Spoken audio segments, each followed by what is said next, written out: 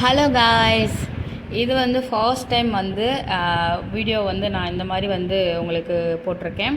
பிடிச்சிருந்துச்சு அப்படின்னா எனக்கு கமெண்ட் பண்ணுங்க காய்ஸ். ஃபர்ஸ்ட் டைம் வந்து நான் என்னோடய டே விளாக் வந்து போட்டிருக்கேன் வீடியோஸ் வந்து. அண்ட் வந்து பார்த்தீங்கன்னா இது விநாயகர் சதுர்த்தி ஸ்பெஷல் இது தான். அது வந்து நான் மார்னிங்கே வந்து பார்த்தீங்க அப்படின்னும் போது காலையிலே ஒரு 4:30க்கெலாம் நான் எழுந்திரிச்சிட்டேன்.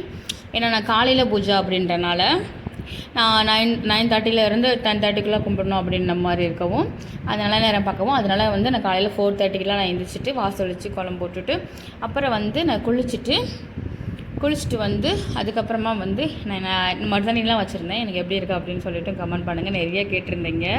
அண்ட் இதுதான் வந்து என்னோடய கோலோட ஃபுல் அவுட்ஃபிட் வந்து எப்படி இருக்குது அப்படின்னு சொல்லுங்கள். நான் சிம்பிளாக போட்டுட்டேன், ஏன்னா அதுக்கப்புறம் வந்து சமையலெல்லாம் இருக்குது, எல்லாமே பண்ணணும்ல, அவங்களுக்கு படைக்கணும் செய்யணும் அப்படின்னு சொல்லிட்டு.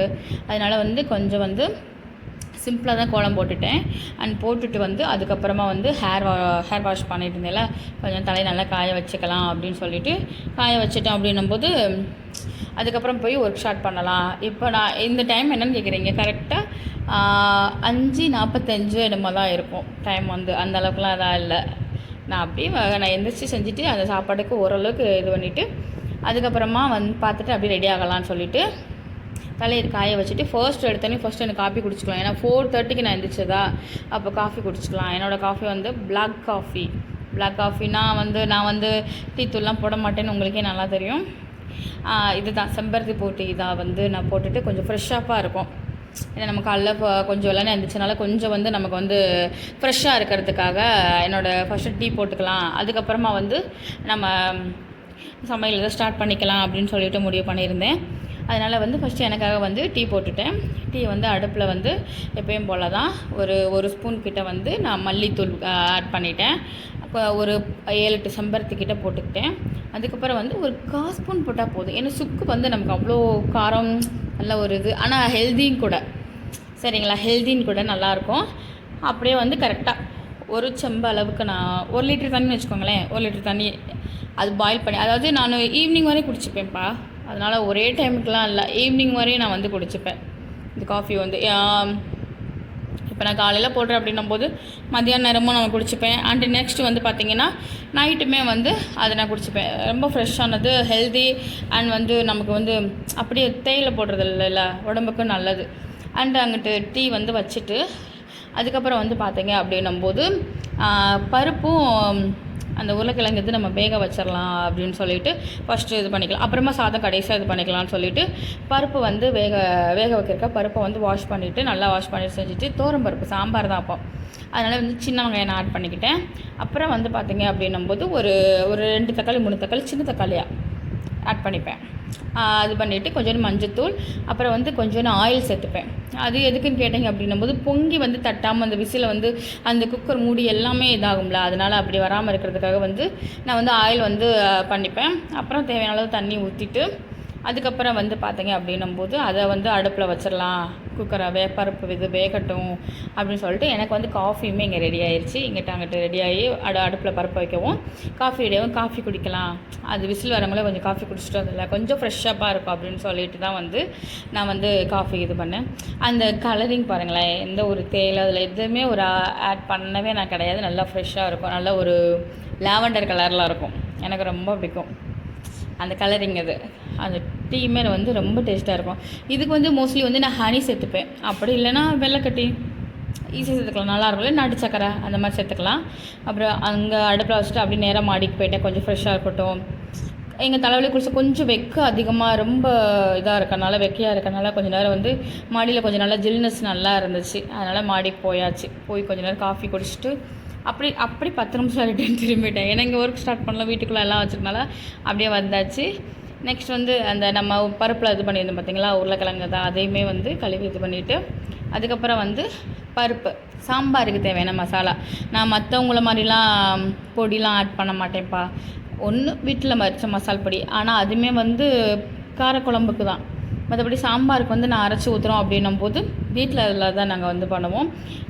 தேங்காய் சில் கொஞ்சோன்னு எடுத்துக்கோங்க, தேங்காய் சில்ஸ் கொஞ்சம் எடுத்துகிட்டு அப்புறம் சின்ன சீரகம், சோம்பு, அப்புறம் நான் கசகசா சேர்த்துப்பேன் கொஞ்சோன்னு.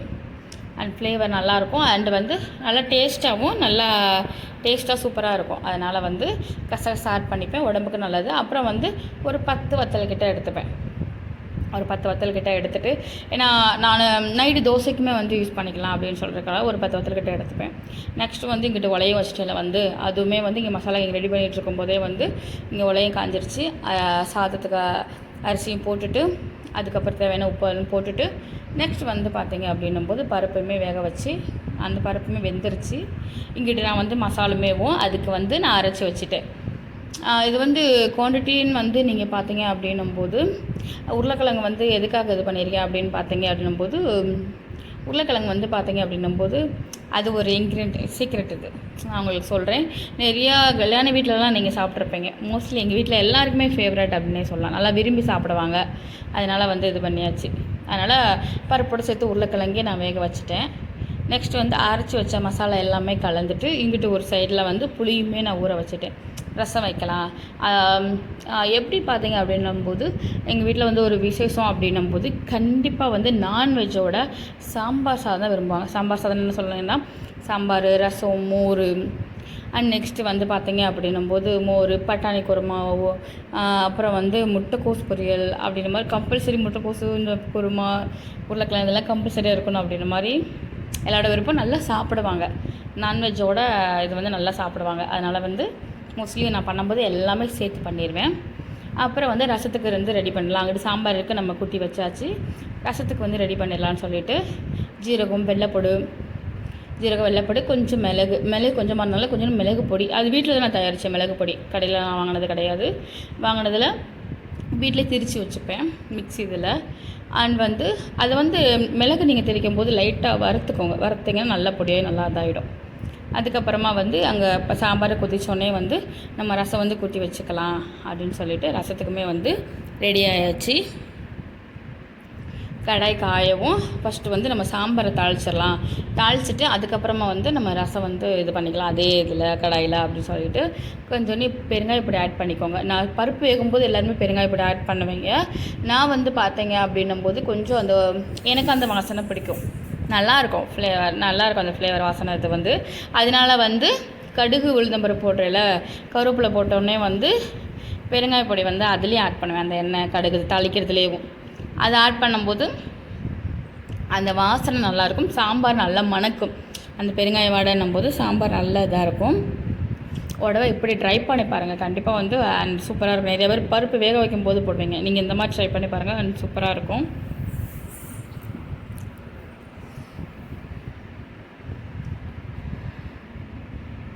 அதுக்கப்புறமா தாளித்து இது பண்ணி சாம்பாரில் மிக்ஸ் பண்ணியாச்சு. அண்ட் நெக்ஸ்ட் அதே இதுலேயே வந்து எண்ணெய் லைட்டாக வந்து நான் ரசத்துக்கு வந்து வெந்தயம் போடுவேன். அது அம்மா சொல்லி கொடுத்தது. ரசத்துக்கு வந்து நீங்கள் எப்படி ஆட் பண்ணுவீங்க எனக்கு தெரியாது. லைட்டாக நான் வெந்தயம், கடுகு, அப்புறம் கருவேப்பிலை போட்டுட்டு மிளகாய் வத்தல் ஒரு 2-3 வந்து கிள்ளி போடுவேன். அது நல்லா ஃப்ளேவர் நல்லாயிருக்கும்.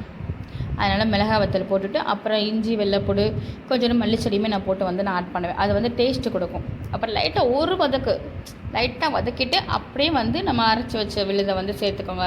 அரைச்சி வச்சுருந்தோம் பார்த்தீங்களா, அந்த விழுதை சேர்த்துட்டு வெள்ளைப்பூடு அப்புறமா ரசம் இதை வந்து கரைச்சி வச்சுருந்த ரசத்தை ஊற்றிடுங்க. அண்டு தேவையான உப்பு இதில் வந்து லைட்டாக வந்து பெருங்காயப்பொடி சேர்த்துக்கோங்க. அண்டு இதுலேயுமே பெருங்காயப்பொடி சேர்த்துக்கிட்டேன் அப்படிங்கும்போது சூப்பராக இருக்கும். லைட்டாக வந்து நான் மஞ்சத்தூள் வந்து கலந்துப்பேன்.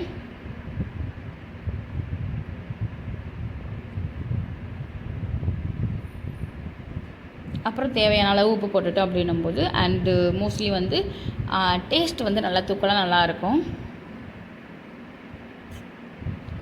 பட் ஆனால் ரசம் வந்து கொதிக்க விட்டுறாதீங்க. கொதிக்க விட்டுட்டோம் அப்படின்னும்போது ரசம் வந்து அவ்வளோ டேஸ்ட்டு இருக்காது. அண்ட் இன்றைக்கி வந்து ரசம் வந்து பார்த்தீங்க அப்படின்னும்போது எக்ஸஸாக நான் மல்லி செடி வந்து எக்ஸ்ட்ரா நான் சேர்த்தனால உங்களுக்கு கலர் வந்து அந்த மாதிரி தெரியும். ஏன்னா அரைச்சி இது பண்ணனால அப்படி தெரியும். அண்ட் நெக்ஸ்ட்டு வந்து நம்ம உருளைக்கிழங்கு வேக வச்சுருந்தோம் பார்த்தீங்களா. எங்கள் வீட்டில் வந்து உருளைக்கிழங்கு மசாலா உருளைக்கிழங்கு அப்படின்றத விட அந்த புட்டு உருளைக்கிழங்கு மாதிரி சொல்லுவாங்க. உருளைக்கிழங்கு நல்லா பாயில் பண்ணி எடுத்துட்டு நல்லா ஒரு அந்த மச் பண்ணுற அந்த கரண்டி இருக்கும் பார்த்திங்களா, அதை வச்சு நல்லா மச் பண்ணிவிட்டு நல்லா இது பண்ணிவிட்டு நான் வந்து நல்லா சின்ன வெங்காயம் நல்லா கட் பண்ணி நிறையா வச்சுப்பேன். அப்புறம் கடுகு, உளுந்தம்பருப்பு, எண்ணெய் இதெல்லாம் போட்டுட்டு மிளகாய் வத்தல் போட்டு சின்ன வெங்காயம் போட்டு அதில் லைட்டாக தூள் உப்பு மட்டும் கலந்துக்கணும். ஏன்னா நம்ம ஏற்கனவே பாயில் பண்ணி வச்சுருக்கோம். அதில் கல் உப்பு போட்டோம்னா கரையாதனால தூள் உப்பு இது பண்ணும்போது நல்லாயிருக்கும். அப்புறம் லைட்டாக பெருங்காயப்பொடி போட்டோம்னா அப்படியே அந்த சூட்லேயே பட்டு எடுத்தோம்னா அந்த அந்த பொட்டு உருளைக்கிழங்கு வந்து சூப்பராக இருக்கும். ட்ரை பண்ணி பாருங்கள், அவ்வளோ டேஸ்ட்டாக அவ்வளோ இதாக இருக்கும். அதுக்கப்புறம் வந்து அதை வந்து ஒரு பவுலில் வந்து நான் மாற்றிக்கிட்டேன். அண்ட் டேஸ்ட்டு ஓவராலாக செம்ம இதாக இருக்கும். சின்ன குழந்தைங்களுக்கும் கொடுக்கலாம். அப்படி பாயில் பண்ணி அப்படியே நம்ம வந்து தாளித்து இது பண்ணுறது தானே, சூப்பராக இருக்கும். அண்ட் நெக்ஸ்ட்டு வந்து பார்த்தீங்க அப்படின்னும்போது கோஸ் பொரியல் தான். நானே சொல்லியிருக்கேன், கோஸ் பொரியல் இல்லாமல் இருந்ததே இல்லை அப்படின்ன மாதிரி. ஃபேவரட் அப்படின்னு சொல்லலாம் எங்கள் வீட்டில் உள்ள எல்லாருக்குமே. அதில் வந்து எக்ஸஸை வந்து நான் கலந்துப்பேன். அந்த கல்யாண வீட்டில் இருக்குல்ல, நம்ம சாப்பிட்ருப்போம்ல, கேரட்டு, பீன்ஸு அந்த மாதிரிலாம் போட்டிருப்பாங்கல்ல, அந்த மாதிரி தான் வந்து நான் கோஸ் வந்து ரெடி பண்ணிப்பேன். ஒரே கோஸ் அது பண்ண கலர்ஃபுல்லாக இருக்கிற மாதிரி போட்டால் நல்லா இருக்கும்ல அப்படின்ற மாதிரி வீட்டில் உள்ளவங்களுக்கும் பிடிக்கும் ரொம்ப. அதனால் வந்து வெங்காயம், பச்சை மிளகாய் போட்டுட்டு அப்படியே வந்து வதக்கினோடனேவும் இந்த காயை வந்து நான் அப்படியே அலசிட்டு போட்டுருவேன். ஜஸ்ட் ஒரு 10 மினிட்ஸ் இருந்தால் போதும். இது ரொம்ப நம்ம குக் ஆகணும்னு அவசியமே இல்லை. ரொம்ப குக்காகி இது பண்ண வேண்டாம்.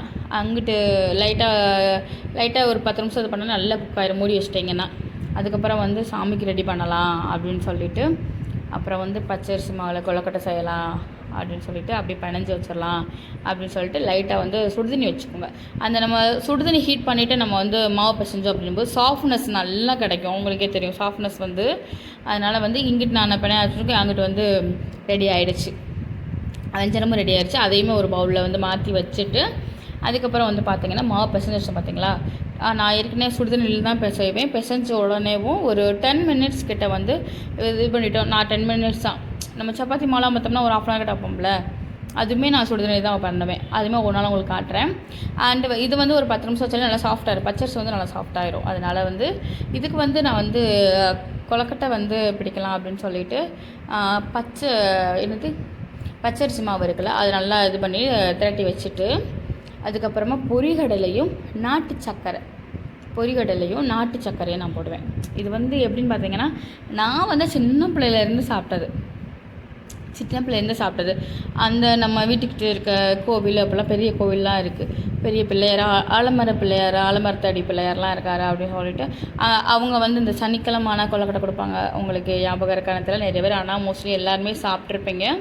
ஆனால் நான் மோஸ்ட்லி நிறைய சாப்பிட்ருக்கேன். சனிக்கிழமை கொடுப்பாங்க, யாருக்கும் தெரியக்கூடாது சொல்லி கேர்ள்ஸ் மட்டும் சாப்பிட்லாம் சொல்லுவாங்கள்ல, அந்த மாதிரி கொழுக்கட்டை, பிள்ளையார் கொழுக்கட்டைன்னு அந்த மாதிரிலாம் நிறைய சாப்பிட்ருக்கோம். ரொம்ப டேஸ்டிங்காக இருக்கும். அதில் எந்த ஒரு ஸ்வீட்டுமே இருக்காது. பட் ஆனால் டேஸ்ட் அவ்வளோ டேஸ்ட் இருக்கும். என்னோடய ஃபேவரட்னு சொல்லலாம். அது மாதிரி இந்த மாதிரி கொழுக்கட்டை அப்படின்னும் போது நாங்கள் கோவில் பக்கத்தில் விடணும் போது அங்கே இருக்க ஐயரே அவங்களே கொடுப்பாங்க. அவங்களே வந்து கொடுத்துருக்காங்க. நாங்கள் வந்து நாங்கள் குட்டி பிள்ளையாக இருக்கிறனால அந்த மாதிரி நான் சாப்பிட்டு ரொம்ப. அப்போ இந்த மாதிரி கொழுக்கட்டை பார்த்தீங்கன்னா உள்ளே இது பண்ணோம்னா பொரிகடலையும் சர்க்கரை இருக்கும். நல்ல நாட்டு சர்க்கரை போடுவாங்க. ஒவ்வொரு டைமில் ஒவ்வொரு ஆள் இது பண்ணும்போது சீனி போட்டிருப்பாங்க, ஒருத்தவங்க நாட்டு சர்க்கரை போடுவாங்க. ஆனால் எனக்கு நாட்டு சர்க்கரை வந்து ஃபேவரெட்டு, நல்லாயிருக்கும் டேஸ்ட்டு. அதனால் வந்து அந்த மாதிரி நான் வந்து பண்ணலாம் அப்படின்னு சொல்லிட்டு இது பண்ணேன். அதுக்கப்புறமா இது என்னோட பிள்ளையார், குட்டி பிள்ளையார் எவ்வளோ அழகாக இருக்கார் அப்படின்னு சொல்லிட்டு கமெண்ட் பண்ணுங்கள். நான் எந்த அளவுக்கு டெக்கரேஷன் பண்ணியிருக்கேன் அப்படின்னு சொல்லி பாருங்கள். அண்டு சூப்பராக சாமி கும்பிட்டாச்சு. எனக்கு ரொம்ப பிடிச்சிருந்துச்சு. அண்டு நெக்ஸ்ட்டு வந்து நான் வந்து காலையில் விரதம் இல்லை, என்னென்ன சமைச்சிருக்கேன் அப்படின்ற பாருங்கள். இலை போட்டு சாப்பிட்லாம், ரொம்ப நாளாக ஆச்சு அப்படின்னு சொல்லிவிட்டு கோஸ் பொரியல், சாதம், சாம்பார், தயிர், ரசம், உருளைக்கிழங்கு பொரியல் அண்ட் அப்பளம் ஐட்டம்ஸ் ஓவரால். இதில் வந்து என்ன மிஸ்ஸிங் அப்படின்னு பார்த்தீங்க அப்படின்போது பட்டாணி குருமா. ஏன்னா மோஸ்ட்லி ஃபேவரட் வந்து பட்டாணி குருமா. எங்கள் வீட்டில் எல்லாருமே சாப்பிடுவாங்க, ரொம்ப பிடிக்கும். ஏன்னா நான் பண்ணுற பட்டாணி குருமா வந்து ரொம்ப டேஸ்டிங்காக இருக்குது அப்படின்னு மாதிரி சொல்லுவாங்க. அண்ட் எனக்கு ரொம்ப பிடிக்கும் இந்த மாதிரி இலை போட்டு சாப்பிட்றது அப்படின்னு ரொம்ப பிடிக்கும். அண்ட் இந்த வீடியோ உங்களுக்கு பிடிச்சிருந்துச்சி அப்படின்னா சப்ஸ்கிரைப் பண்ணிக்கோங்க காய்ஸ். அண்ட் ஃபர்ஸ்ட் டைம் வந்து நான் இந்த மாதிரி வீடியோஸ் வந்து உங்களுக்காக வந்து நான் போட்டிருக்கேன். அண்டு இதில் உண்மையே சொல்லப்போனால் ரொம்ப கஷ்டம்ப்பா. நான் கூட அவங்களாம் இவ்வளோ போட்டாங்க ஈஸி தான் போலன்னு நினச்சேன். பட் ஆனால் ரொம்ப கஷ்டம், ரொம்ப இதுதான் எடுத்து இது பண்ணி போடுறது. நேற்றே அப்லோட் பண்ணுவோன்னு நினச்சேன். அப்புறம் இன்றைக்கி வந்து அப்லோட் பண்ணலாம் அப்படின்னு சொல்லிட்டு இது விநாயகர் சதுர்த்தி ஸ்பெஷல். உங்களுக்கு பிடிச்சிருந்துச்சி அப்படின்னா சப்ஸ்கிரைப் பண்ணிக்கோ காய்ஸ். அடுத்தடுத்து பார்க்கலாம். கண்டிப்பாக சப்போர்ட் பண்ணுங்கள். Bye guys, love you two.